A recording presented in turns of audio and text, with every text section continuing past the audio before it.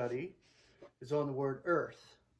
And if you look in the keyword concordance, it redirects you towards the word land or terrestrial. So the Greek is GE for earth, GE, or epigeon for land or terrestrial. The English elements are on land. The concordant definition, the solid portion of the earth as distinguished from the heavens. Concordant scripture references for earth. Romans 10:18. But I am saying, do they not hear it all? To be sure, into the entire earth came out their utterance, and into the ends of the inhabited earth their declarations.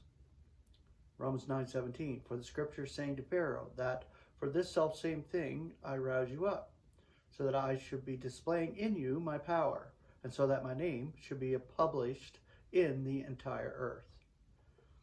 Ephesians 1:10, to have an administration of the complement of the eras, to head up all in the Christ, both that in the heavens and that on the earth. Ephesians 4:9, now that he ascended, what is it except that he first descended also into the lower parts of the earth? Colossians 1:16, for in him is all created, that in the heavens and that on the earth, the visible and the invisible, whether thrones or lordships or sovereignties or authorities, all is created through him and for him. Colossians 1:20, and through him to reconcile all to him, making peace through the blood of his cross. Through him, whether those on the earth or those in the heavens. Ephesians 3:14 and 15, on this behalf I am bowing my knees to the Father of our Lord Jesus Christ, after whom every kindred in the heavens and on the earth is being named. Romans 9:28, for a conclusive and concise accounting the Lord will be doing on the earth. 1 Corinthians 8:5, for even if so be that there are those being termed gods, small g, whether in heaven or on earth, even as there are many gods, small g, and many lords, small l. But for us, there's one God the Father, out of whom all is, and one Lord Jesus Christ, through whom all is, and we for him. 1 Corinthians 15:47, for the first man was out of the earth, soilish. The second man is the Lord out of heaven.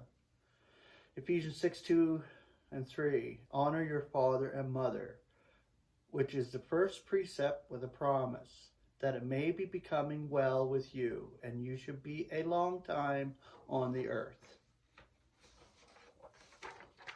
The last one for earth, Colossians 2:3.